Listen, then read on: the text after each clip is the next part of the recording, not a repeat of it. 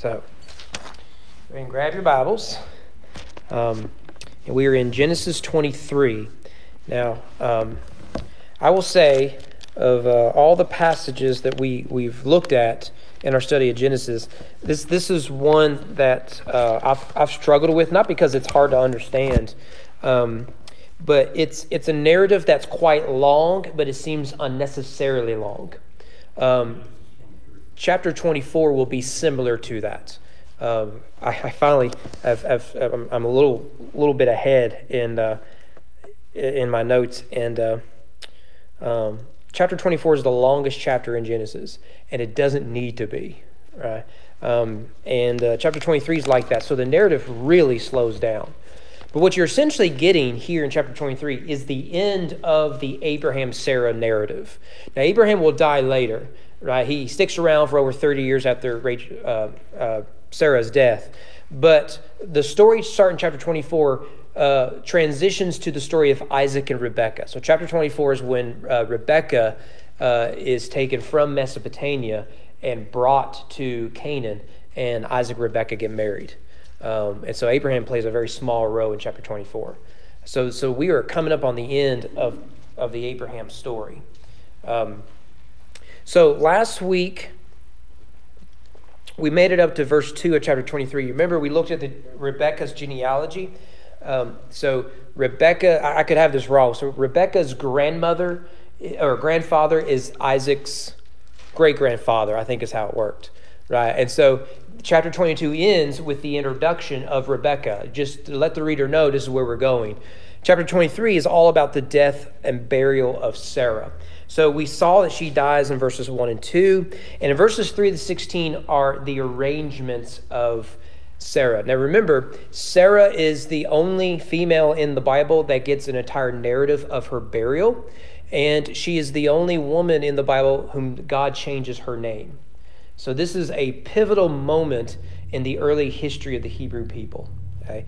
And so the story goes from Abraham, the initial mourning of his loss. We spent quite a bit of time of why we have funerals and a right way to mourn and why we bury and all that sort of stuff.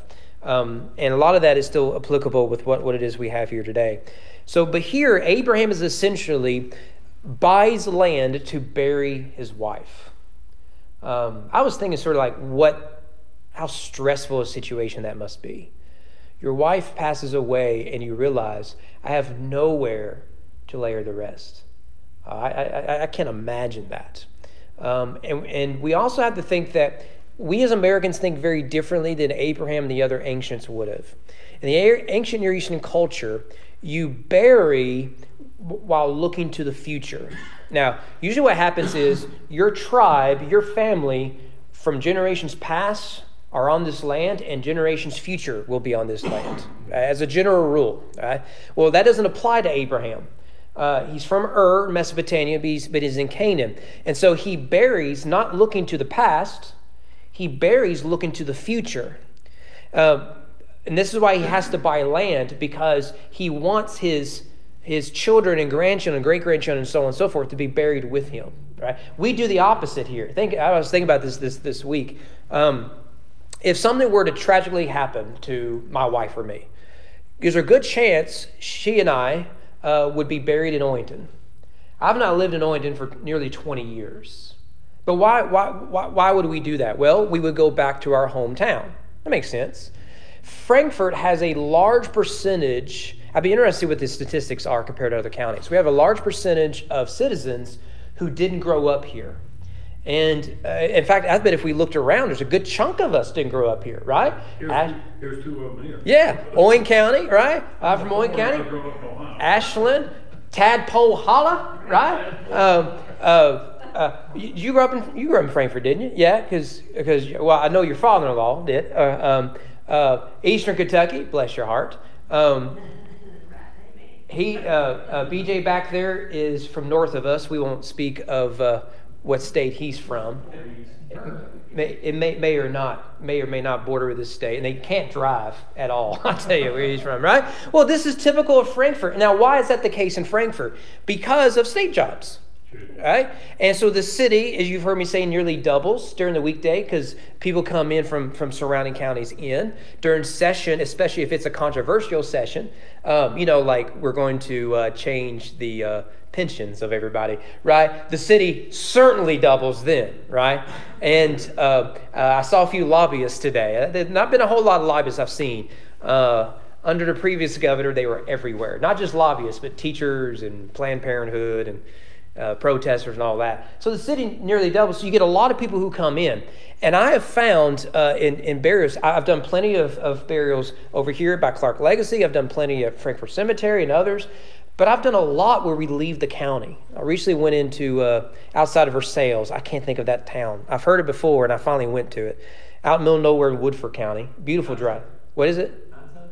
None such. Yes, how can you forget that? None such, right? It sounds like one of those towns you just make up a name. Oh, he's from none such or place, right? Beautiful drive out there. But that's typical, people traveling out. So we bury looking to the past. This is where I'm from. At this time, you're primarily burying looking to the future. I want my kids and grandkids to be buried with me. And that is what Abraham does. But he has a problem. Nowhere to bury his wife, right? And in buying land to bury Sarah, this is the big idea, Abraham takes possession of the land. Now, it may be a corner lot downtown, but he takes possession of the land. This is the first time an Israelite owns property in the promised land.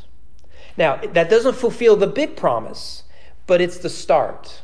And so Abraham is by faith saying, right here, we will possess the land and we will be buried here. Now, whenever I was in Breckinridge County, I was a young preacher who thought he knew everything. And I thought it would be a good idea if we got some of our nearby churches together that in the middle of nowhere, we sold our properties, we combined our churches, found a strategic location in the county, and started over, right? And one of the members, none of them liked the idea, by the way, but one of them, they all vocalized it, I will say, but one said something that really stuck out to me. He says, that'll never happen here. Let me tell you why. This is home. Now, if you grew up in a small town, right, home is not a house. That's actually a difference between my wife and I. Amanda, they moved every time rent came due. So to me, a house and a home very much go together. To her, it's not. Home is tied to family, right? So wherever your family is, that's where your home's going to be, right? And I remember I looked at this guy and said, look, let me tell you from an outsider, right, which is not a good thing to be in a small town. I'm an outsider. Home is where you make it. And right now we've chosen to make Breckinridge County our home. And now Frankfort is our home. And so long as we're here, we don't want to be anywhere else. We love Frankfort. We love Breckinridge County. Okay? And that's what Abraham is doing here. He's making Canaan his permanent home in a very real sense. So let's start here in verse 3. We'll just read as we go through. It's a bit of a lengthy chapter. Hopefully we can get through it. Abraham rose up from before his dead and said to the Hittites, I am a sojourner and a foreigner among you. Give me property among you for a burying place, that I may bury my dead out of my sight. The Hittites answered Abraham, hear us, my Lord, you are a prince of God. Among us bury your dead in the choicest of our tombs. None of us will withhold from you his tomb to hinder you from burying your dead. Let's just pause there for a minute. Now, again, in order to bury Sarah, he has to own land. You don't have a communal cemetery. Right? Have you noticed, maybe you haven't, but I've certainly noticed this being in the city and in rural communities, church cemeteries are less common as they used to be. Think about Frankfort, East Frankfort, established in 1962, 60 years ago. We don't have one, never had one. If this church was planted in 1862, we'd have one. Yeah, I pastored a church before coming here, had a cemetery.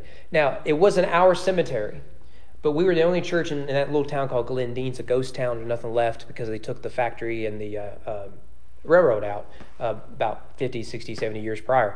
And so people thought it was the Goshen Cemetery. No, it was the Glendean Cemetery. Historically, one of our members ran it, but it was actually a communal cemetery. But the church I grew up in had cemetery. The church my mother grew up in had cemetery. The church my dad grew up in had cemetery, I think, right? This was typical. Now, there's a good reason for that. People were more stationary, right? You probably farmed the land your daddy farmed, right, 100 years ago. It's not the case now. Think about how much we do travel. And so you don't have communal cemeteries now. So you wouldn't have a Frankfort cemetery, Hebron cemetery. What you have is a family cemetery. I told you all I was trying to find the Richard Shuck cemetery when I published the book about the guy who's hung on mom and dad's property. And he's probably buried somewhere outside Gratz, around Browns Highway.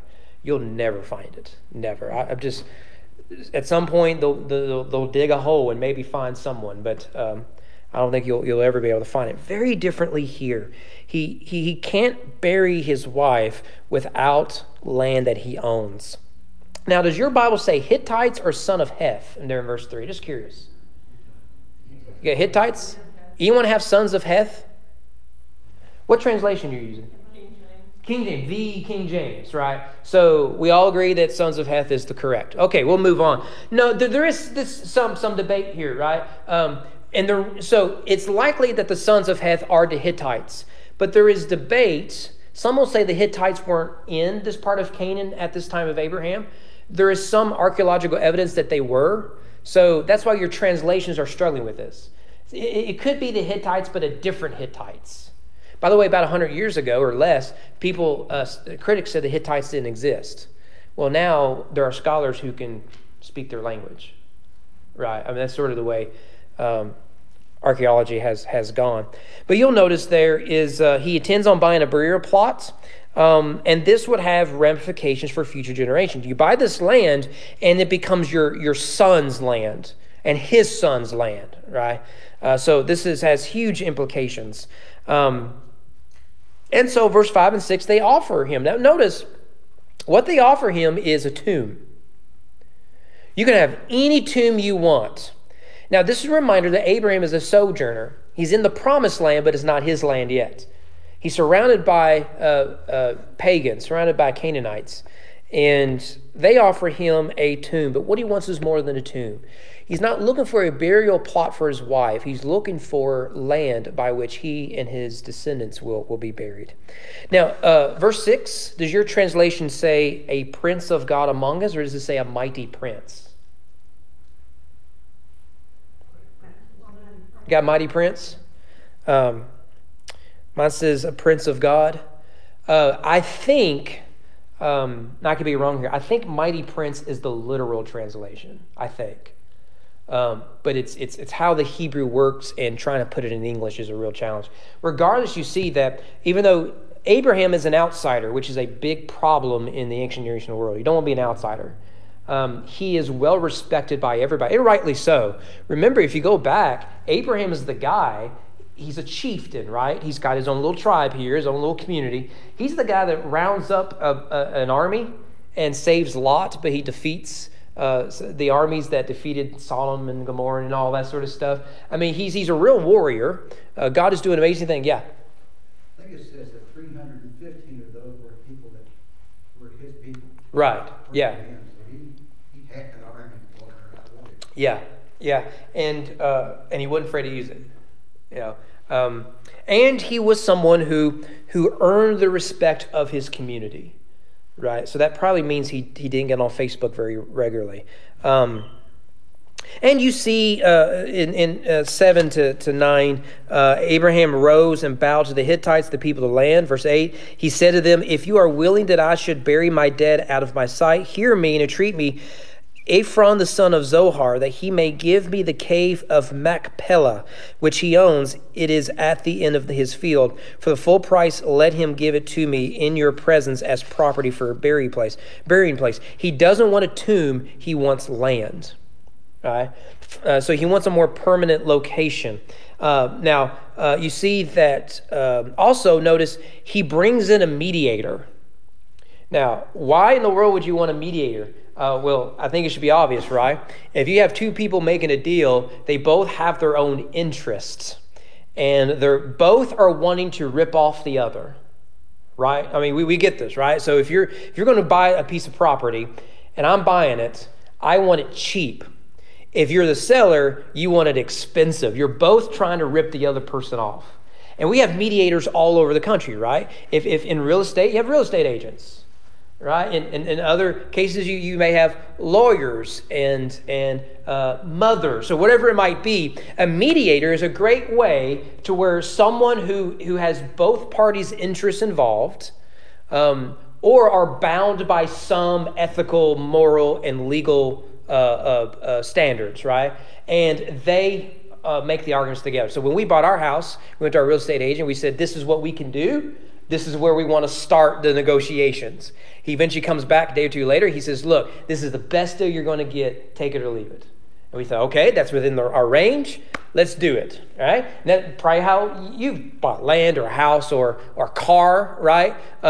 You probably with that sales weasel, you wish you had a mediator, probably, right? Gets quite frustrating, doesn't it? We get sales weasels that call the church all the time, I'll just leave it at that. But so he has a mediator here, Ephron, the son of Zohar, and he wants the cave of Machpelah. Now, Machpelah means double or portion. And maybe you have a footnote helping you there. This right here, this cave, it's more than a cave. It's a lot, if you will. This becomes the first bit of property the Jewish people will ever own. This right here. All right. So you can imagine this is a very important part, a piece of land in the Jewish story. All right. And this is a story I'm willing to bet that most of us just don't even think about much. I'm guilty of that. Okay, Sarah got buried, moving on. No, Paul's here.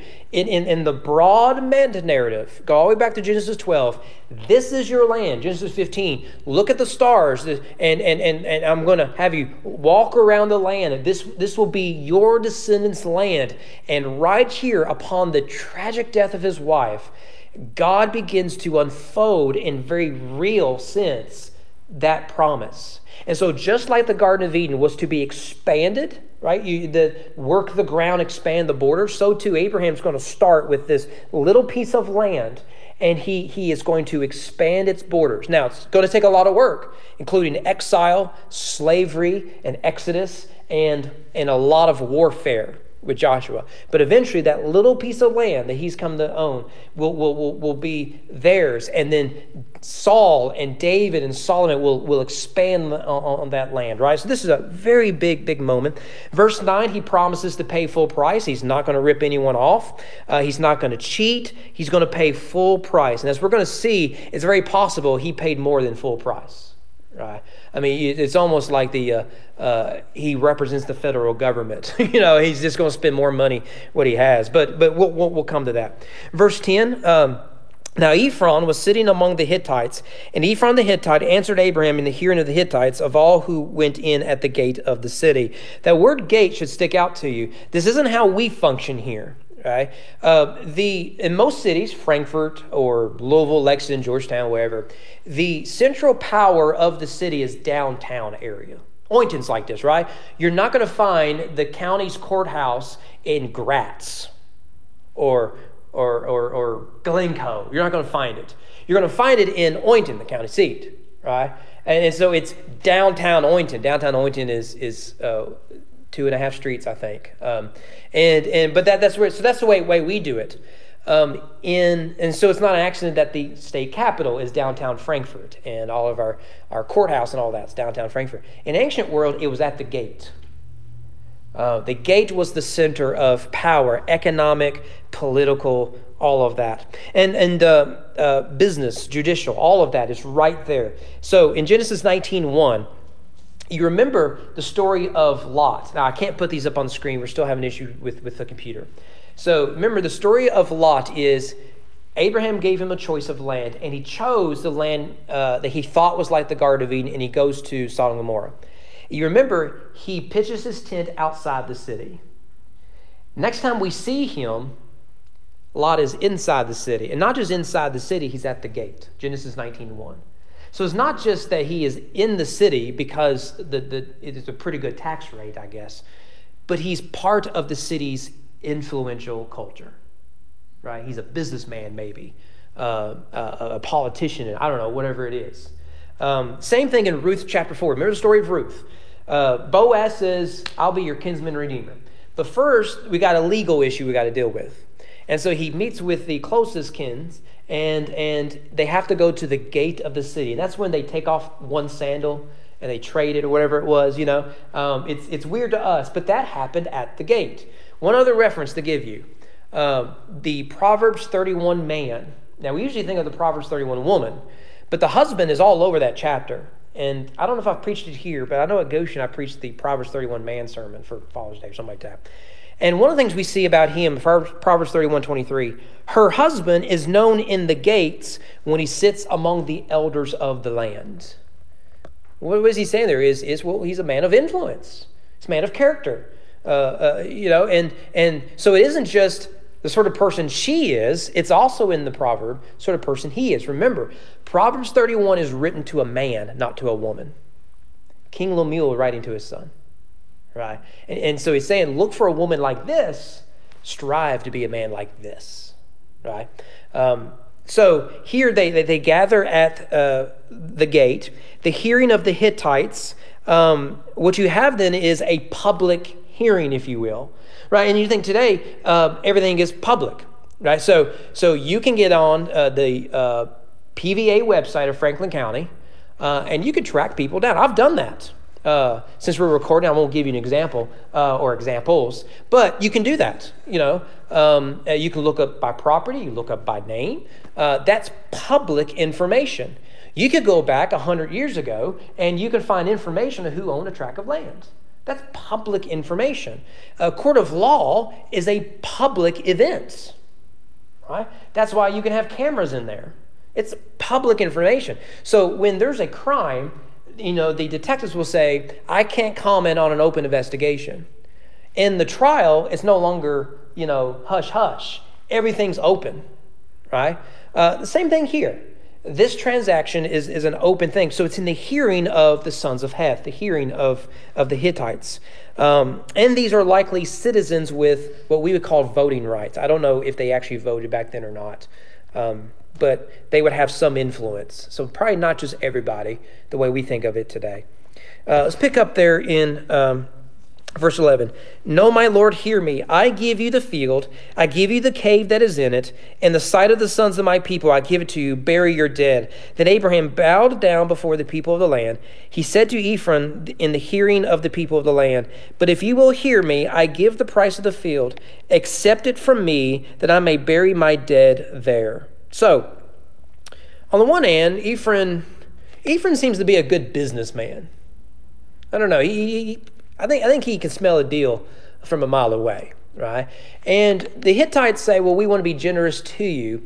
And Abraham responds with, "No, I'm going to buy it straight out," right? And part of that could be, I don't want it said the Hittites gave the land, but that the Lord provided the means for the land. And so he's insisting, I'm going to buy this land, and you're going to sell it to me. This will be ours. That is the Hebrew people. Go down to verse 14. Ephron answered Abraham, my Lord, listen to me, a piece of land worth 400 shekels of silver. What is that between you and me? Bury your dead. Now, there has been a significant amount of ink spilled over these verses. I think unnecessarily. I think a lot of it is we're not being honest with how little we actually know. All right. So, we'll come back to it. So, he offers to sell it for 400 shekels of silver. Now, when you and I read this, we think, I don't know what a shekel is. Whatever. And then you move on. Bible nerds, they study these things, and we're grateful for them, right?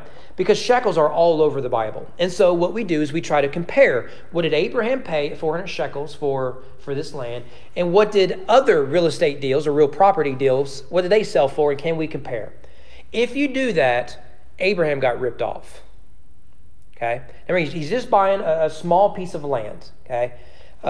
In the average field cost, according to some commentators, were 4 shekels per acre, and a garden land would cost 40 shekels per acre. He spent 400. Okay? Now, let's see if we can come up with a verse where we can compare it, right? This is what you do in real estate. So your value of your home is not what you think it's worth. It's less than that. Okay, I'm just going to go ahead and tell you, right? The value of your home is really what your homes in your neighborhood have sold for most recently. And it's comparables, okay? So 1 Kings chapter 16 says, Omri purchased the entire site of Samaria, bought all of Samaria for 6,000 shekels of silver. Okay? So you have an entire city, the capital city of the northern tribes, 6,000 shekels. Abraham here buys, and this is generations prior, buys a small piece of land for 400 shekels. And you can see why people think this is a bit of a ripoff. Now, that is a very possible reality. And Abraham seems okay with saying, I'll give you whatever you ask. The Lord has blessed me and I can afford it, which that must be nice, right? Let me give you another example. Jeremiah, prior to the Babylonians coming and taking over, he buys a piece of land as an act of faith. He buys it from his cousin, an entire field for 17 shekels of silver. Okay, so that's probably a better comparison. 17 for Jeremiah, 400 for Abraham. Now, it is possible that Ephron's making a pretty good profit. I watched a documentary recently. The family were seeing the in-laws yesterday, so I had plenty of time in my hands. It was a documentary about the Beanie Baby craze. Y'all remember that from the 90s? Boy, the 90s, man, we were spoiled. Right? We weren't worried about communists or terrorists or Twitter. I mean, it was nice back then. I mean, the worst thing we had was the rise and fall cost of comic books, baseball cards, and Beanie Babies. And that's nostalgia right there. That's what we need to go back to, brother. Right? Well, you remember that when you started out, Beanie Baby was $5. But then that created a secondary market to where you may buy a Beanie Baby for $5, but if you're on eBay, this is the days of eBay, mid to late 90s, you may have to pay $50 for it, sometimes thousands of dollars for a Beanie Baby. Anyway, I have a Beanie Baby in my office. It's a Razorback. It's a hog because I'm an Arkansas Razorback fan. And it was given to me when I was a big Razorback fan, and I still got it. You can have it if you really want it that bad. The tag is not on it, and so that means it's not a protected tag. It's not worth anything on the market or period, right? It's a plush toy, okay? You remember the McDonald's Beanie Babies? The little things? Y'all were crazy over them things. In Oynton was a little pharmacy.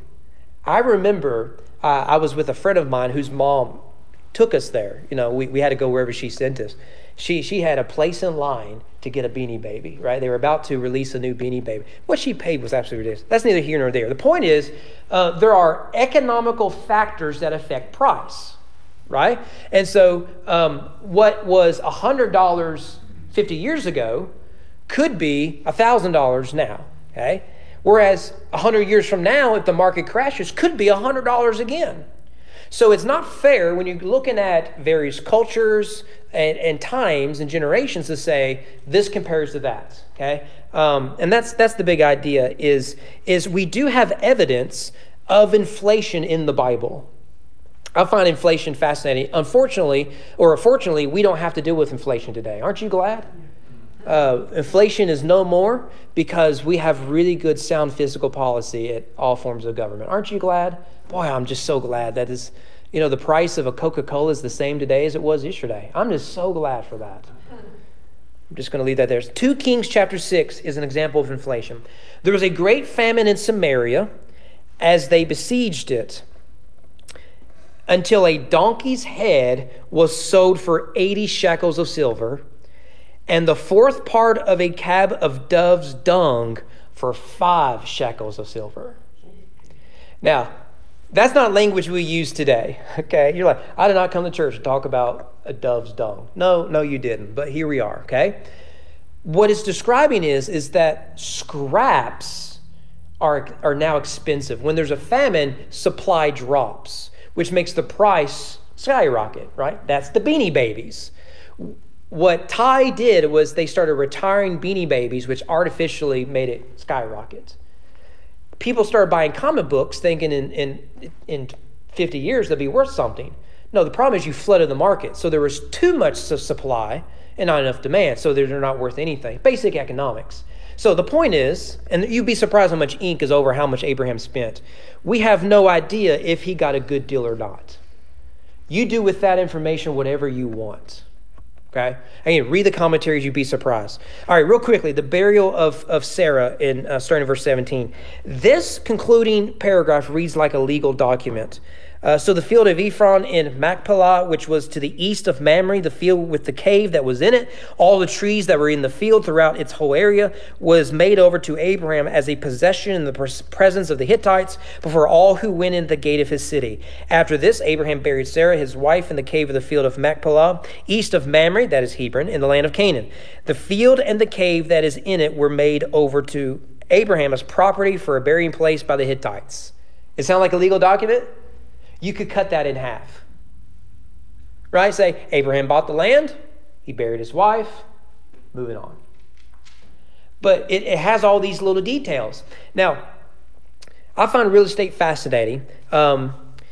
Notice that it gives you the boundaries of this land. There are three ways you can plot land legally, right? The first is called the rectangular survey system, fairly common. Most common, particularly in the city, is the recorded plot method, also known as the lot and block system, right? So you probably have a lot, and so the boundaries are very clearly defined, and there's probably markers. If you've kept the grass low enough, maybe you can find it, okay? And that is the easiest way so that you know exactly where your property begins and where it ends. So you're going to get that in the city. Not going to get that as often in rural areas, especially if you go back far enough. So many of you all know my ancestors were early pioneers of Kentucky, and they were part of land speculation from Virginia into Kentucky County. And so I've tried to track down the exact land they've owned. I'm not going to do that anymore. I don't think you can do it. I've tried to do that with Forks of Elkhorn Baptist Church, okay? And you're like, they've got records and stuff. Good luck, okay? Now, why is that? It's because they primarily used a system called meets and bounds, okay? So meets measure distance and directions. Go up this way. Again, if you grew up in a rural community, you've heard this. Go up this way about 4 acres, turn left, right? And if you see a stream, you've gone too far, okay? And bounds is some sort of reference, a fixed point. Streams, creeks, rivers, trees, technically not a fixed point, long term. That tree will die at some point, okay? Some Alabama fan is going to be mad at an Auburn fan is going to poison it, right? For the two of you who may get that reference. Rocks can be one. So you can say, all right, you're going to start here at Bob's Creek, and you're going to go up, 30 paces northeast. You're going to come to Bob's Rock, right? The rock. That's where I met my wife. And you're going to turn southwest as an eagle flies. I don't know, right? And that's it. So it gets really complicated. That's what this is, right? Now, one reference is important, and that's Mamre. You remember that when God called Abraham in Genesis 12, he makes a promise: leave Ur. Take you to the promised land. It's going to be your land, and I'm going to bless you. And those who bless you, I'll bless. Those who curse you, I'll curse. And you remember what's the first thing Abraham did after he received that blessing? He compromised it by trading his wife to Pharaoh in Egypt. He left the promised land. And then you remember what happened, right? He came back. He's like, my bad. To Pharaoh, my bad to God. I won't do that again until I do, okay? But he comes back and he plants himself by an oak of Mamre, and he builds an altar and he worships. You remember in Genesis and the Bible in general, when you see a tree or a plant or wood, it is often of great significance. It is often there where the presence of God is with man. The Garden of Eden being the most obvious one. The ark that Noah was on. You ever thought about it? I've shown you where the flood is decreation. So you get the waters filling the earth, right? As Genesis 1:2. And then the story is, you get light, the sun comes out to dry up the rain, and then you get the separations of the water as it recedes. It's day 2. That's why there's a big emphasis on the birds leaving, the plants coming out. So the birds bring out a plant in its mouth, and then they walk out onto land and they take possession of the land. You remember what Noah's name is? What it means? Rest. So the boat came to rest. It came to Noah on Mount Ararat, and a guy named Rest, after he took possession of the land, rested. Right? And what did he do? He built a vineyard, a garden, and he sinned in that vineyard. You ever heard this story before, right? He's another Adam, okay? So, but the ark is a type of garden. You have animals of every kind, and they are named, right? The beasts of the field and birds of the air and all that borrowed from Genesis 1. It is within the bounds of a tree, gopher wood. And there, God draws them into the ark. So it's judgment, wilderness on the outside. It is a garden on the inside, right? And so you get the oaks of Mamre in Genesis 12, right? Where Abraham plants himself, and there he finds God. We saw with Abimelech that they, by the tree, they sign a covenant with each other, right? It's a pattern you see throughout Genesis. So the writer wants to say that land that God brought Abraham to, he now legally has taken possession of it. So the story of Abraham has really come full circle. God has kept the initial promise, not only for a son, but for a land. Right here in this text. Yes, it's a weird read for us, but it's so important. In his commentary on this, Constable says, Abraham's purchase of the cave of Machpelah indicates his continuing faith in God's promise to give the land of Canaan to him and his descendants. Similarly, Jeremiah purchased property in the promised land on the eve of the Babylonian captivity to express his belief that God would bring the Israelites back there eventually. One does not usually bury his family in the place unless he considers it his home and plans to be there a long time. This is an act of faith. And God honors it. You see the reference there in verse 19 and 20 that they bury Sarah. This is the end of the funeral. And what is significant to see is that future generations of the Israelites are buried right there. Right next to Abraham, right next to Sarah. Genesis 25:9, Isaac and Ishmael, his sons, buried him, this is Abraham, in the cave of Machpelah, in the field of Ephron, the son of Zohar the Hittite, east of Mamre. So God buries him in the land, or his family buries him in the land that God had given him initially. Genesis 35, and Isaac breathed his last. He died and was gathered to his people, old and full of days. His sons, Esau and Jacob, buried him. And the text makes it clear he was buried in Machpelah. Genesis 49:31, now Jacob dies. There they buried Abraham and Sarah, his wife. There they buried Isaac and Rebekah, his wife. And there I buried Leah. This is Jacob. And then in chapter 50, for his sons carried him to the land of Canaan. Remember that they are in Egypt. They're not going to bury Jacob in Egypt. That is not their permanent home. The promised land is. And they buried him in the cave of the field of Machpelah to the east of Mamre, which Abraham bought with the field from Ephron the Hittite to possess as a burying place. One more reference worth noting here. Joseph dies. You remember what his last will and testament was to the people of Israel? Don't bury my heart in wounded knee. Bury me in the promised land. Here's Joseph, who's made a home for the people of Israel, has all the power he could ever want. He says, this is not where God would have us to be. Take my bones, and you're going to bury me in the promised land. That land is ours. That's an act of faith because it wasn't theirs. It was the Canaanites. And so when Moses rounds up the people, he says, don't forget Joseph's bones. In fact, you could go to Egypt right now, to a little town called Avaris. We've got a little bit of time. And you should look this up. We've shown a video about this before. And we have found a pyramid. Avaris is what the Bible calls Goshen. It's in Egypt, in a fertile place. We know that there were slaves there. there is a prominent pyramid there, and inside is a statue of a man who was designed wearing a coat of many colors, clearly is Asiatic, that is likely Hebrew from Canaan area. Those are Asians in the Asiatic from that time period. We know that by his hairstyle and the color of his hair, not Egyptian, and the color of his skin, not Egyptian, clearly Asiatic. And when you look in, what's missing was the bones. Grave robbers don't steal bones. You can't sell them on eBay. But the bones are missing. And I do think that probably is our best guess, the burial spot of Joseph in Egypt. You ought to look it up. Very, very fascinating. But the site is now known, this burial plot is now known as Haram el Khalil. You can pronounce it better than I can, I'm sure.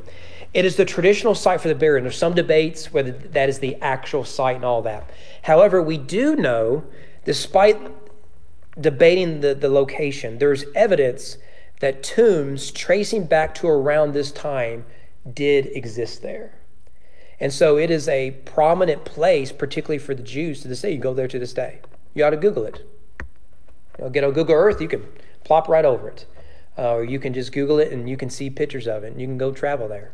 I don't know if Danny and Susie went there or not when they were in Israel, but you could go to what is the traditional location of Abraham, Sarah, Isaac, Rebekah, Jacob, and Rachel and Leah.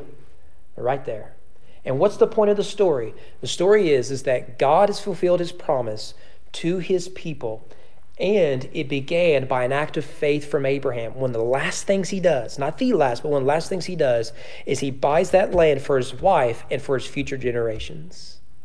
That's living by faith. That's living by faith. And he does it. And he does it. And that land becomes the central point by which God redeems his people through Christ. Right. That's the good news. All right. Anything I missed? Anything you want to add?